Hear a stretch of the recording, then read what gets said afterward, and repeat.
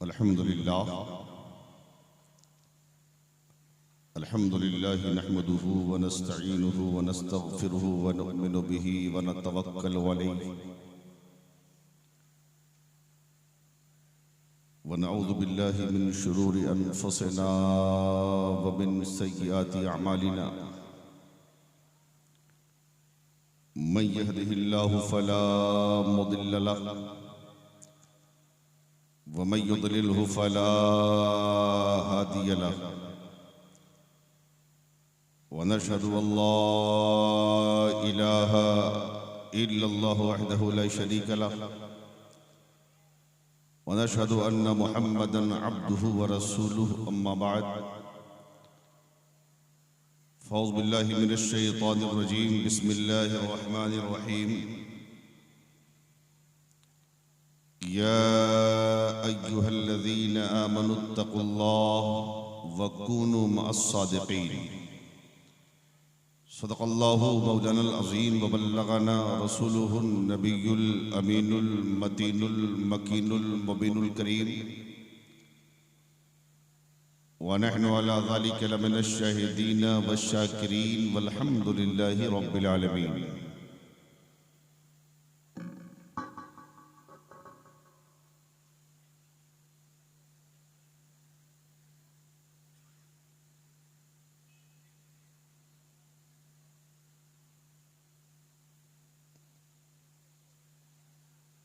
पिंडाल के अंदर बैठने वाले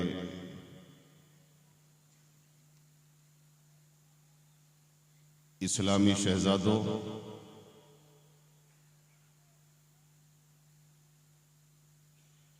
और बंगाल के बॉर्डर पे बैठने वाले चौकीदारों, किस चीज का इंतजार कर रहे हो? इतना अच्छा इंतजाम कमेटी के लोगों ने किया है कि आप आके बैठे हैं, फिर भी आप खड़े हैं। अभी बंगाल का इलेक्शन बहुत दूर है। हुजूर फरमाते हैं इज़ा मररतुम बिरियाज़िल जन्नह फरतऊ, मेरे गुलामों जब तुम जन्नत की क्यारियों से गुजरा करो तो कुछ खा पी लिया करो। साहबा अर्ज करते हैं आका वो जन्नत की क्यारी कौन सी जगह है? आका फरमाते हैं जहां अल्लाह और अल्लाह के महबूबों का जिक्र होता है वो जन्नत की क्यारी है। अब तो बोल दीजिए, किसी के बाप की बात नहीं कर रहा हूं मैं, नबी पाक की बात कर रहा हूं। और इतने ढीले ढाले कहां हैं आप? लगता है सर्दी का पूरा असर पड़ गया है।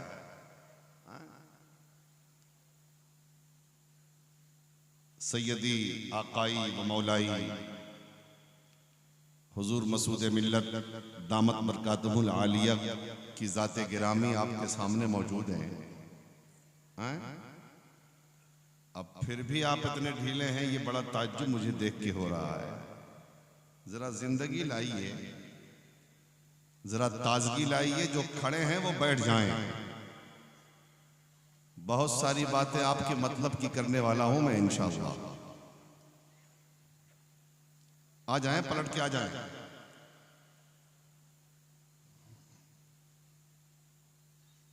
दुरूद पाक पढ़िए। अल्लाहुम्मा सल्ली अला सय्यिदिना व नबियना व हबीबिना मौलाना मुहम्मदिन बारिक वसल्लिम सल्लु अलैहि सलातम व सलामन अलैका या रसूलल्लाह सलातम व सलामन अलैका या हबीबल्लाह सल्लल्लाहु ताला अलैहि वसल्लम। निगाहे वली में वो तासीर देखी,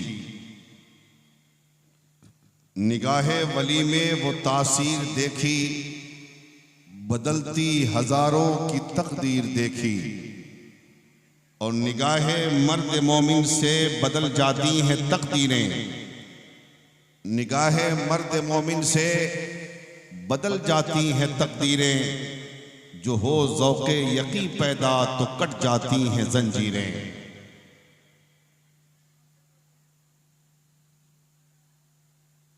और एक शेर जरा मनक़बत का सुन लें कि ख्याले गौस है, ख्याले गौस है और बेखुदी है। ख्याले गौस है और बेखुदी है। इलाही क्या मजे की जिंदगी है, इलाही क्या मजे की जिंदगी है। और मुरीदी ला तखफ कहकर वो बोले, मुरीदी ला तखफ कहकर वो बोले, तेरी बख्शिश तो कब के हो चुकी है, तेरी बख्शिश तो कब के हो चुकी है। ख्याले गौस है और बेखुदी है। हजरात, अगर आपकी तवज्जो बहाल रही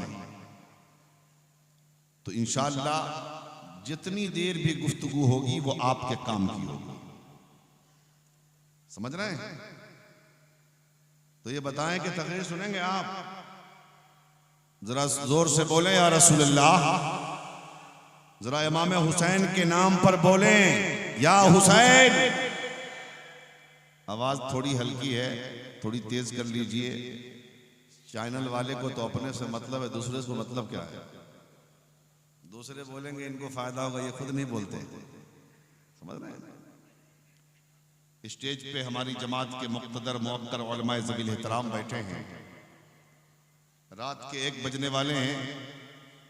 थोड़ी देर की गुफ्तगू आप के सामने पेश होगी और इंशाअल्लाह फिर महफिल का इख्तिताम होगा। मेरे बाद भी आपको खिताब सुनना है। जरा मोहब्बत से बोले या रसूलल्लाह। अल्लाह कुरान में फरमाता है, ऐ ईमान वालो अल्लाह से डरो। या अय्युहल्लज़ीना आमनुत्तकुल्लाह, ऐ ईमान वालो अल्लाह से डरो। वकुनू मास्सादिकीन, और सच्चों के साथ हो जाओ। अब हम आपसे एक सवाल करते हैं, ये बताएं कि जब एक बंदा अल्लाह से डरेगा तो नमाज पढ़ेगा कि नहीं? जब अल्लाह से डरेगा तो रोजा रखेगा कि नहीं? जब अल्लाह से डरेगा तो ज़कात देगा कि नहीं? जब अल्लाह से डरेगा तो हज करेगा कि नहीं? जब अल्लाह से डरेगा तो शराब से बचेगा कि नहीं? जब अल्लाह से डरेगा तो चोरी से बचेगा कि नहीं? जब अल्लाह से डरेगा तो अय्याशियों से बचेगा कि नहीं? जब अल्लाह से डरेगा तो गुनाहों से महफूज रहेगा कि नहीं? जब अल्लाह से डरेगा तो नेक काम भी करेगा। ऐ मालदा वालो, मैं आपसे पूछना चाहता हूं, एक इंसान, एक अल्लाह का बंदा, एक मुसलमान जब अल्लाह से डरेगा तो नमाज भी पढ़ेगा, अल्लाह से डरेगा तो रमजान का रोजा भी रखेगा, अल्लाह से डरेगा तो ज़कात भी देगा, अल्लाह से डरेगा तो हज भी करेगा, अल्लाह से डरेगा तो चेहरे पे दाढ़ी भी सजाएगा, अल्लाह से डरेगा तो सर पे टोपी भी रखेगा, अल्लाह से डरेगा अपनी मस्जिदों को आबाद भी करेगा, अल्लाह से डरेगा तो गुनाहों से तौबा करेगा, अल्लाह से डरेगा तो चोरियों से महफूज रहेगा, अल्लाह से डरेगा तो शराब से महफूज रहेगा, अल्लाह से डरेगा तो जुआ से महफूज रहेगा, अल्लाह से डरेगा तो वही काम करेगा जिससे रब राजी हो, उस काम से बचेगा जिससे रब नाराज हो जाए। अब बताओ, जब नमाज भी पढ़ेगा, रोजा भी रखेगा, हज भी करेगा, ज़कात भी देगा, अमल साले भी करेगा, नेक अमल करेगा, गुनाहों से बचेगा, तो फिर कुरान ने ये क्यों कहा, ऐ ईमान वालो अल्लाह से डरो और सच्चों के साथ हो? फिर सच्चों के साथ होने का हुक्म क्यों है? फिर सिद्दीकीन के साथ होने का हुक्म क्यों है? तो सुन लो मियां, अल्लाह से डरेगा तो नमाज तो पढ़ेगा ना, रोजा भी रखेगा, ज़कात भी देगा, हज भी करेगा, अमल साले भी करेगा, गुनाहों से भी बचेगा। लेकिन ये बताओ, कोई ये कह सकता है कि हमने नमाजें पढ़ी, हमारी नमाज कबूल है? क्या कोई कह सकता है कि हमने रोजा रखा, हमारा रोजा कबूल है? क्या कोई कह सकता है कि हमने ज़कात दिया, हमारी ज़कात कबूल है? क्या कोई कह सकता है कि हमने हज किया, हमारा हज कबूल है? क्या कोई कह सकता है कि हमने मस्जिद को चंदा दिया, हमारे चंदे देने को रब ने कबूल कर लिया? हमने मदरसे का ताउन किया, हमारे ताउन को रब ने कबूल कर लिया। किसी को ये पता नहीं किसकी नमाज कबूल है, किसका रोजा कबूल है, किसका हज कबूल है, किसकी ज़कात कबूल है, किसकी आमाले सालिहा कबूल है, किसी का किसका चंदा कबूल है। इसीलिए कुरान ने कहा, ऐ अल्लाह के बंदो, तुमने नमाजें पढ़ी हैं लेकिन कबूलियत का पता नहीं, तुमने रोजा रखा है लेकिन मकबूलियत मालूम नहीं, तुमने ज़कात दिया है लेकिन कबूलियत का पता नहीं, तूने हज किया है लेकिन ये पता नहीं तुम्हारे हज को रब ने कबूल किया कि नहीं। इसलिए मेरे बंदो, तुम मुझसे डरो, डरने के साथ नमाज पढ़ो और नमाज पढ़ने के साथ मेरे वलियों के दामन को थाम कर मेरी बारगाह में दुआ करो, ऐ परवरदिगार, मुझे नमाज तो पढ़ना नहीं आता था लेकिन जैसे पढ़ना आता था वैसे पढ़ लिया, जैसे रोजा रखना आता था वैसे रख लिया, जैसे ज़कात देने आती थी वैसे दे लिया, जैसे हज करने आता था वैसे कर लिया। मौला, मुझे पता नहीं मेरी नमाज कबूल है कि नहीं, मेरा रोजा कबूल है कि नहीं, मेरी ज़कात कबूल है कि नहीं, मेरा हज कबूल है कि नहीं, लेकिन परवरदिगार, मैंने बगदाद के गौसे आज़म को वसीला बनाकर तेरी बारगाह में पेश किया है। मेरी नमाजों को गौसे आज़म के सदक़े में कबूल फरमा, मेरी नमाजों को गरीब नवाज के सदक़े में कबूल फरमा, मेरी नमाजों को मखदूम पाक के सदक़े में कबूल फरमा, मेरी नमाजों को सैयदी दूल्हा मियाँ के सदक़े में कबूल फरमा, मेरी नमाजों को सैयदी मसरूर मिल्लत के सदक़े में कबूल फरमा। तो जान लो, जब हम अल्लाह के नेक बंदों का वसीला पकड़ के रब की बारगाह में अपनी टूटी फूटी इबादतों की मकबूलियत की दुआ मांगेंगे, अल्लाह अपने महबूबों के सदक़े में हमारी नमाज भी कबूल फरमाएगा, हमारे इबादत को भी कबूल फरमाएगा। समझ रहे हो? बात समझ में आ रही है? जरा जोर से बोलो, समझ में आ रही है? जरा मोहब्बत से बोलो या रसूलुल्लाह। अब सुन लो, हजरत शेख सादी लिखते हैं कि सरकार गरीब नवाज, ख्वाजा के हिंदुस्तान में रहते हो ना, अरे रहते हो ना ख्वाजा के हिंदुस्तान में, ये तो हमारा अकीदा है ना कि ये मुल्क मेरे गरीब नवाज का है, और हिंदुस्तान जो मुल्क बना गरीब नवाज का, या सुल्तानुल हिंद का जो ताज गरीब नवाज के सर पे रखा गया, ये किसी दुनियादार के जरिए नहीं बल्कि हबीब मुख्तार के जरिए। यही वजह है दिल्ली की हुकूमत किसी के पास हो, चाहे कोई भी हो प्रधानमंत्री, हर साल उर्स के मौके पे दिल्ली की चादर चढ़ती है गरीब नवाज के मजार पर, और ये बताती है कि देख लो, मुस्तफा का गुलाम अपने मजार में लेटकर भी पूरी दुनिया पर हुकूमत कर रहा है। यही तो वजह है कि एक अंग्रेज आया हिंदुस्तान, और आने के बाद उसने सारी चीजों को देखा, लाल किला देखा, कुतुब मीनार देखा, ताजमहल देखा, हर तरफ घूमा टहला। अंग्रेजों की आदत होती है कि वो सारी चीजों को अपने कैमरे में कैद करके अपने मुल्क ले जाते हैं, उसके बाद वो अपने दोस्तों में शेयर करते। जब वो अंग्रेज पहुंचा अपने मुल्क पलट के यहां से, तो दोस्तों ने कहा, घर वालों ने कहा, ये बताओ तुमने इंडिया में कौन सी चीज ऐसी देखी जिस चीज ने तुम्हें ताज्जुब में डाल दिया? जरा जोर से बोलो, ताज्जुब में डाल दिया। वो अंग्रेज कहता है, मैंने कुतुब मीनार देखा, मुझे ताज्जुब न हुआ, मैंने लाल किला देखा, मुझे ताज्जुब न हुआ, मैंने ताजमहल देखा, मुझे ताज्जुब न हुआ, मैंने बहुत सारी अनमोल चीजें भारत में देखी, मुझे ताज्जुब न हुआ, लेकिन जब मैं अजमेर गया तो मेरे ताज्जुब की इंतहा न रही। लोगों ने कहा वहां क्या देखा? तो कहा वहां ये देखा कि एक बादशाह जमीन के अंदर अपने मजार में लेटा है और पूरे भारत पर हुकूमत कर रहा है।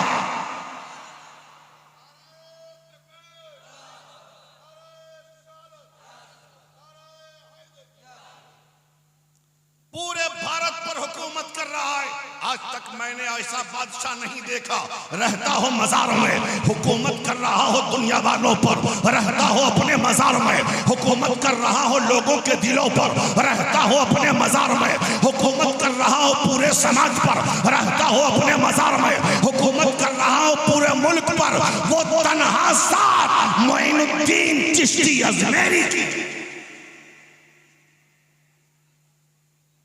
तो हजरत शेख सादी लिखते हैं कि हजरत गरीब नवाज एक मर्तबा हज के लिए तशरीफ ले गए। जब हज के लिए तशरीफ ले गए तो गरीब नवाज ने देखा कि एक हाजी है, बाल बिखरे हुए हैं, आंखों में आंसू है, सारे हाजियों से बिल्कुल अलग, सारे हाजियों से बिल्कुल इम्तियाजी हैसियत है उसकी।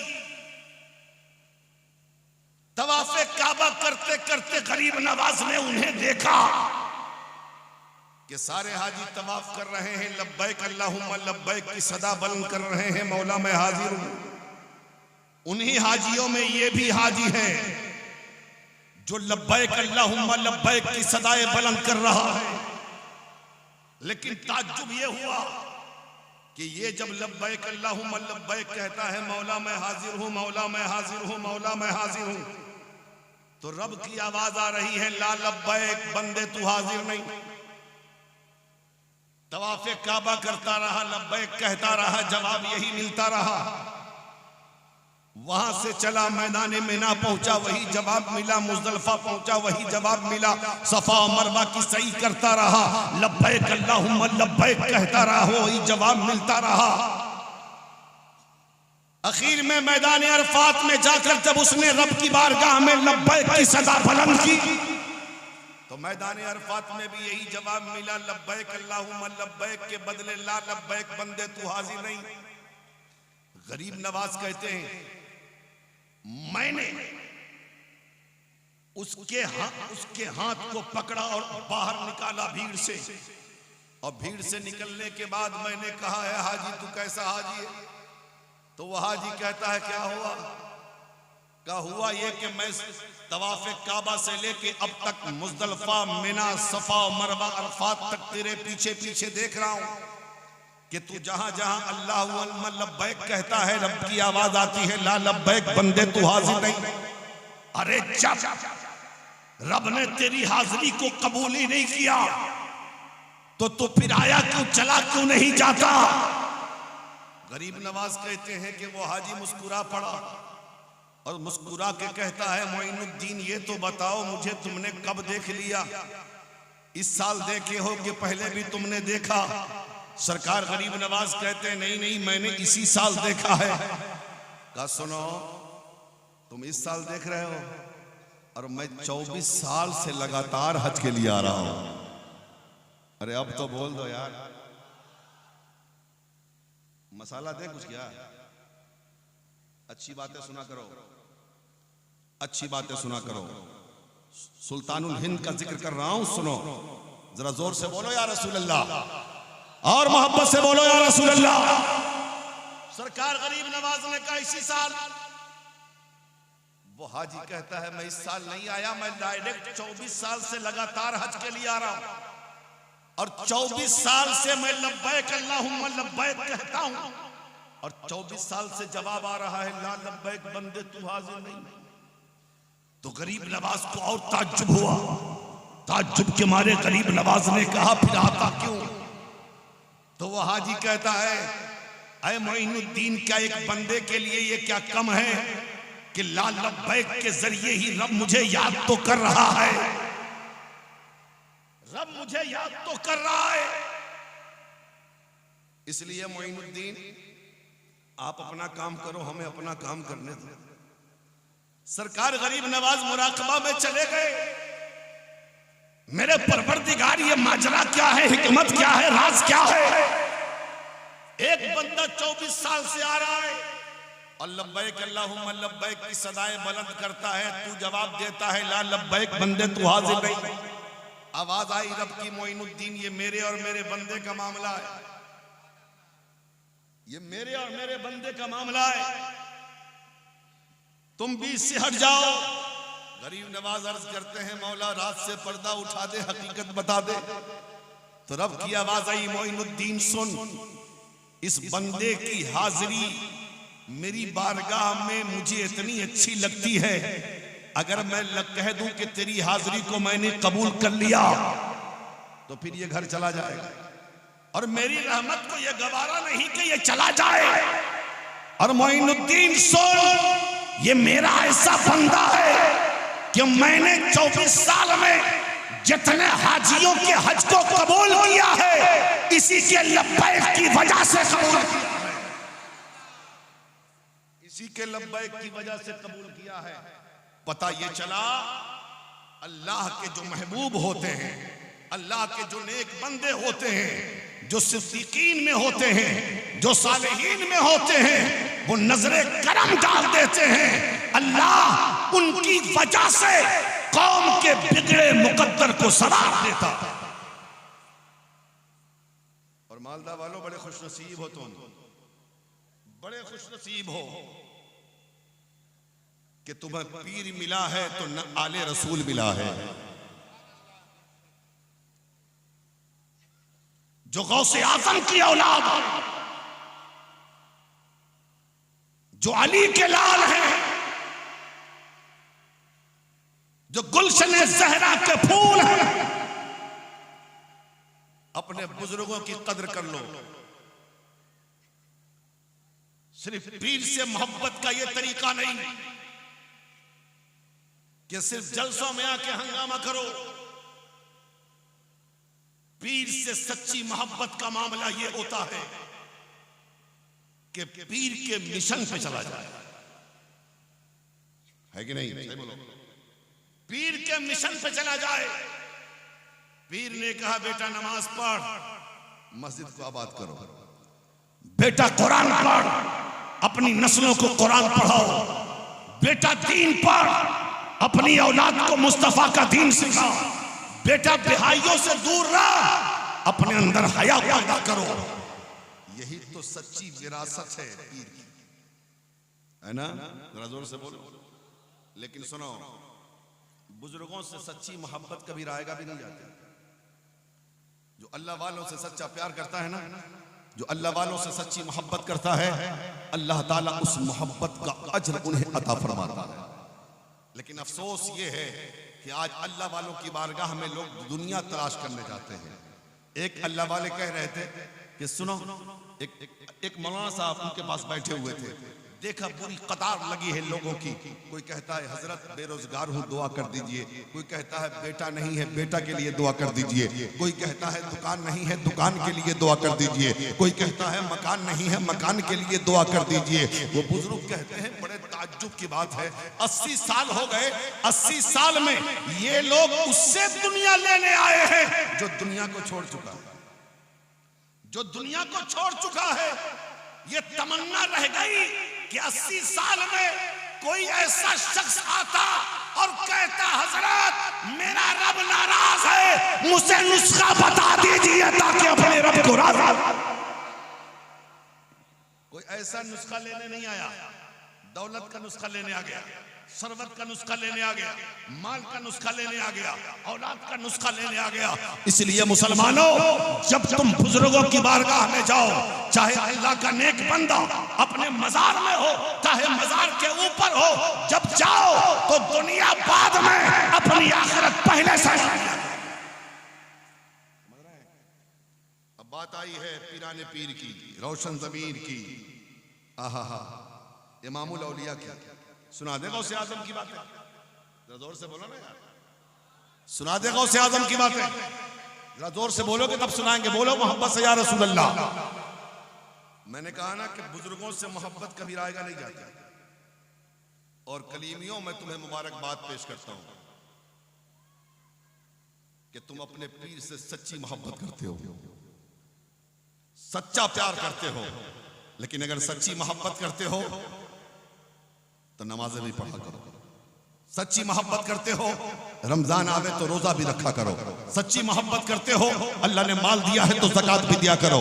सच्ची मोहब्बत करते हो, अल्लाह ने दौलत दिया है तो हज भी किया करो। सच्ची मोहब्बत करते हो, अल्लाह ने अगर अक्ल शऊर दिया है, अपने आप को दीन के साजे में ढाल लो, ताकि तुम कहोगे हम मसूद मिल्लत के मुरीद हैं, नहीं बल्कि तुम्हें देख के जमाना कहे ये मसूद मिल्लत का मुरीद जा रहा है, ये मसूद मिल्लत का गुलाम। तुम्हारे अकवाल बोले, तुम्हारा किरदार बोले, तुम्हारा लिबास बोले, तुम्हारे अखलाक बोले, तुम्हारे अमाल बोले कि तुम नबी के सच्चे आशिक। तो मैं बात करने लगा हूं, सरकार गौसे पाक से एक गरीब बहुत मोहब्बत करता था। उसकी गुर्बत का हाल यह था कि उसके पास खाने के लिए खाना नहीं, रहने के लिए मकान नहीं, झोपड़ी में रहता था वो। गांव में, शहर में उसे पहचानता कोई नहीं था, इसलिए कि गरीबों को पहचानता कौन है। आज तो अमीरों के जनाजे में लोग दूर दूर से आ जाते हैं, अमीरों के जनाजे में दूर दूर से, लेकिन गरीब के जनाजे में बगल का आदमी नहीं जाता। वहां भी सियासत खेली जाती है। अगर गरीब नेक है फिर भी नहीं चाहता कि इसके जनाजे में कौन बोलेगा, लेकिन पैसे वालों के जनाजे में लोग डर से जाते हैं, नहीं जाएंगे तो ढूंढेगा कि फला था कि नहीं। आज हालत ये, तो गरीबों को पहचानता कौन है, गरीबों को जानता कौन है। था मिस्र में गरीब, गौसे पाक का गुलाम गरीब, मोहब्बत करता था दिल से, प्यार करता था दिल से पीराने पीर से। रहने के लिए झोपड़ी थी, खाने के लिए कुछ नहीं था। सुबह से शाम तक मजदूरी करता, और मजदूरी करने के बाद जो दिन में शाम को जो पैसा मिलता ना, उस पैसे में से थोड़ा थोड़ा रोजाना वो निकाल कर न्याज़े गौसिया के लिए इकट्ठा करता था। जरा जोर से बोले, जोर से।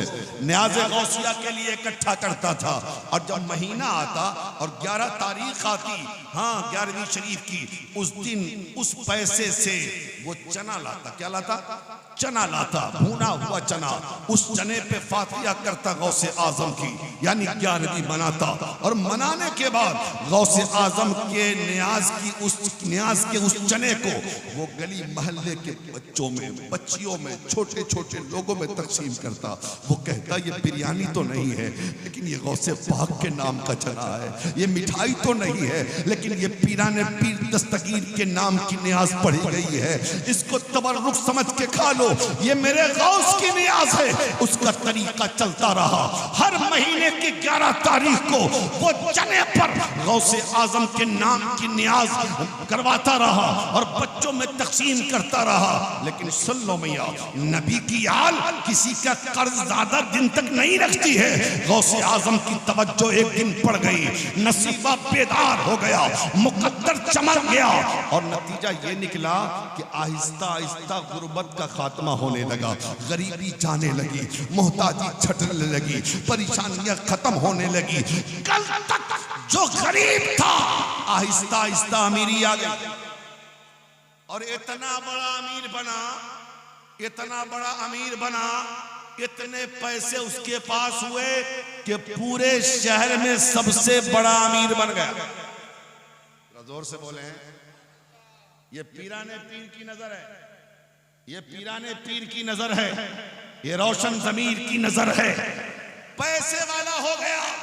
अब जो पहचानता न था वो भी पहचानने लगा, जो जानता न था वो भी जानने लगा, जो रिश्ता नहीं रखता था वो भी रखने लगा, जो मोहब्बत नहीं करता था वो मोहब्बत करने लगा, जो प्यार नहीं करता था वो प्यार करने लगा, जो करीब नहीं आता था वो करीब आने लगा। लेकिन इस दीवाने ने गुर्बत में भी अपने पीर को याद किया था, पीराने पीर को याद किया था, रोशन ज़मीर को याद किया था, ताजदारे बगदाद को याद किया था। लेकिन अल्लाह ने जब गौसे आजम के तुफैल अमीरी दी तो इसने भुलाया नहीं, बल्कि हर महीने वो चना पे फातिहा करता था ना, अब हर साल की 11 तारीख को 11वीं शरीफ की जो तारीख आती है उस दिन वो डेग चढ़ाता, बिरयानी बनवाता, पूरे शहर की दावत होती आम, पूरे शहर में ऐलान होता आज कोई भी खाना नहीं बनाएगा अपने घर में, कोई चूल्हा नहीं जलेगा, आज लंगरे गौसिया का एहतमाम यूसुफ मिस्री के घर में है। अपने आएंगे खाएंगे, गैर आएंगे खाएंगे, मुसाफिर आएंगे खाएंगे, मुकीम आएंगे खाएंगे, जो भी दोस्त आएगा खाएगा, दुश्मन आएगा खाएगा, इसलिए कि ये न्याज़े गौसिया है। और चलता रहा, माल बढ़ता रहा। लेकिन मौत तो आनी है, जिंदगी का वक्त तो खत्म होता है ना। नतीजा यह निकला यूसुफ मिस्री ज़ईफ हो गया और ज़ईफी की आलम में गरीबी बीमारी ने घेर लिया। एक दिन जब बीमार पड़ा ना तो मर्ज बढ़ता गया, जूजू दवा की। इधर 11वीं तारीख आ रही है, इधर यूसुफ मिस्री का मर्ज बढ़ रहा है, बीमारी बढ़ रही है। कल फातिहा है, गौसे आजम की 11 तारीख, और आज रात में यूसुफ मिस्री को यकीन हो गया कि लगता है कि अब मेरा इंतकाल हो जाएगा, अब मैं दुनिया से चला जाऊंगा। ये यकीन जब हुआ तो उसने अपने बेटे को बुलाया।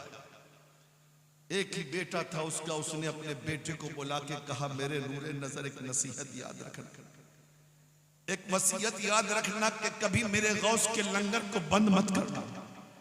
और सुन, कल 11 तारीख है ना, गौसे आजम की फातिहा है और मेरा मर्ज इतना शदीद बढ़ गया है, लगता है मैं इस मर्ज से शिफायाब न हो पाऊंगा।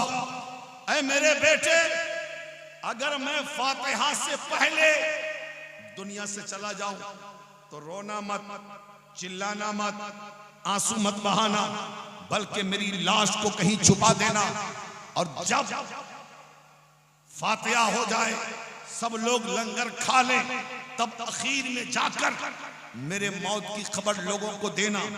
अल्लाह अल्लाह, रात गुजरी, सुबह होती है और 11 तारीख की सुबह सुबह यूसुफ मिस्री का इंतकाल हो जाता है। दीवाना चला गया दुनिया से, दीवाना रुखसत हो गया दुनिया से। अब बताओ उस बेटे पर क्या असर पड़ेगा जो बेटा सामने मौजूद है। बाप का इंतकाल हो गया है, एक तरफ गम है बाप के जाने का और दूसरी तरफ पासो लिहाज है बाप की वसीयत और नसीहत की। ना चाहते हुए भी अपने आप को उसने रोका है, आंसुओं पे कंट्रोल किया है, दिल के गम को दिल में ही रखा है। और उसके बाद अपनी बाप की लाश को एक कमरे में तख्त पे छुपा दिया, ताला बंद कर दिया। वक्त आया करीब, फातिहा की गई। सरकारे गौसे पाक के नाम की नियाज 11 तारीख है और लोग आ रहे हैं, लंगर खा रहे हैं, लोग आ रहे हैं, गौसे आजम की नियाज खा रहे हैं। लेकिन जो आ रहा है वो एक ही बात पूछता है, ये तो बताओ तुम्हारे अब्बा कहाँ हैं, तुम्हारे वालिद साहब कहाँ हैं। हर साल तो नजर आते थे, लेकिन इस साल तुम्हारे वालिद नजर नहीं आते। वो कहता कि किसी काम से गए हैं, कोई बहाना कर लेता। लोग उतना केयर नहीं करते, उतना ध्यान नहीं देते, लोग लंगर खाते और चले जाते। अल्लाह अल्लाह, सारे लोग लंगर खा चुके। उसी दरमियान दुनिया ने देखा मिस्र के रास्ते पे एक नूरी चेहरे वाला, एक सफेद दाढ़ी वाला, एक नूरानी सूरत वाला शख्स नजर आता है। एक शख्स लंगर खा के आ रहा था। उस शख्स से उस ज़ईफ आदमी बुजुर्ग की मुलाकात होती है। उस बुजुर्ग ने उस शख्स से कहा, तुम यहीं के रहने वाले हो? कहा हाँ मैं यहीं का रहने वाला हूँ। कहा आप कौन है? कहा मैं एक मुसाफिर हूँ, भूख लगी है, खाना अगर खिला सकते हो तो खिला दो, तुम्हारे घर में खाना बना है तो मेरी मेहमान नवाजी करो। वो शख्स कहता है, अरे बुजुर्ग आदमी, आज मिस्र में किसी के घर खाना नहीं बना है, आज शहर में किसी के घर खाना नहीं बना है। कहा फिर आज खा क्या रहे हो? कहा आज यूसुफ मिस्री के यहाँ गौसे आजम के नाम की नियाज है, गौसे आजम के नाम का लंगर है, आज सबकी दावत यूसुफ मिस्री के घर है। क्या आपको मालूम नहीं है हर साल 11 तारीख को यूसुफ मिस्री गौसे आजम के नाम का लंगर लुटाते हैं? दोस्त भी आता है खाता है, दुश्मन भी आता है खाता है, अपने भी आते हैं खाते हैं, बेगाने भी आते हैं खाते हैं, राही आता है खाता है, मुसाफिर आता है खाता है, मुकीम आता है खाता है। इसलिए आपको भी अगर खाना खाना है तो चले यूसुफ मिस्री के यहाँ और गौसे आजम का लंगर तनाउल फरमा ले। अल्लाह अल्लाह। उस बुजुर्ग ने कहा कि मेरी दावत तो है नहीं, मैं क्यों जाऊंगा, मैं क्यों जाऊंगा, मैं अकेला जा नहीं सकता। कहा मैं ले चलता हूँ, मेरे साथ चले, कोई बात नहीं है, कोई सवाल नहीं करेगा। कहा चलो तुम कहते हो तो चलो साथ में। वो बुजुर्ग आदमी उस शख्स के साथ यूसुफ मिस्री के घर तशरीफ ले गए। दरवाजे पे बेटे ने इस्तकबाल किया है, दुआ सलाम के बाद कहा हुजूर बैठे, गौसे आजम की न्याज ला रहा हूं, खा लीजिए। तो आने वाले बुजुर्ग ने कहा कि नहीं, मैं तो लंगर खाऊंगा बाद में, लेकिन बता तू अपने बाप को बोला। जरा जोर से बोले, तू अपने बाप को बोला। जो बहाना सबसे किया था बेटे ने, वही बहाना इनसे भी कर डाला। हुजूर मेरे अब्बा कहीं काम से गए हैं, आने में ताखीर होगी, जब तक आप खाना खा लें। लेकिन आने वाले बुजुर्ग ने कहा नहीं नहीं, पहले अपने बाप को बोला, यूसुफ मिस्री को बोला, फिर जाके हम खाएंगे। बेटा समझाता रहा हुजूर खा लीजिए, लेकिन वो बुजुर्ग समझने को तैयार नहीं। एक तरफ इसरार है उस फकीर का और एक तरफ वसीयत है बाप की। अगर बताता नहीं हूं तो फकीर खाएगा नहीं, और अगर मैं बता देता हूं तो बाप की नसीहत तो वसीयत टूटती है, करूं तो क्या करूं। लेकिन फकीर ने इतना मजबूर किया कि बता तेरा बाप कहां है, बोला अपने बाप को। जब मजबूर हुआ बेटा तो कान में कहा हुजूर कान लाइए, मैं बताता हूं राज क्या है। जब कान करीब किया तो उस बेटे ने कहा बाबा मेरा बाप अब दुनिया में नहीं है, आज ही सुबह मेरे बाप का इंतकाल हो गया। बाप जिंदा होता तब तो आता ना। मेरे बाप की नसीहत तो वसीयत थी कि मेरी मौत को आम मत करना, जब लंगरे गौसिया तकसीम हो जाए तब किसी को बताना। इसलिए मैंने अभी तक किसी को बताया नहीं, लेकिन आपके इसरार ने मुझे बताने पे मजबूर कर दिया है। हुजूर आप खा लें, मेरा बाप दुनिया में नहीं है कि वो आएगा। आपकी मेहमान नवाजी हो जानी चाहिए, मेरे बाप की रूह खुश हो जाएगी। इतना जब कहा उस बाप बेटे ने, तो बुजुर्ग ने कहा, फकीर ने कहा, ऐ यूसुफ मिस्री का बेटा बता तेरा बाप, तेरी बाप की लाश कहां। जोर से बोले, तेरे बाप की लाश कहां है। कहा लाश का क्या करेंगे। कहा दिखा तो सही तेरे बाप की लाश कहां है। अल्लाह अल्लाह। कई ताले खोलने के बाद उस कब्र में फकीर को लेके वो बेटा पहुंचता है जहां चादर में लिपटी हुई बाप की लाश पड़ी थी। एक तख्त पे यूसुफ मिस्री की लाश है, ऊपर से चादर रखी हुई। कहा यही मेरे बाप की लाश। फकीर सामने खड़ा होकर कहता है यूसुफ अब यहां से जरा गौर से सुन लेना,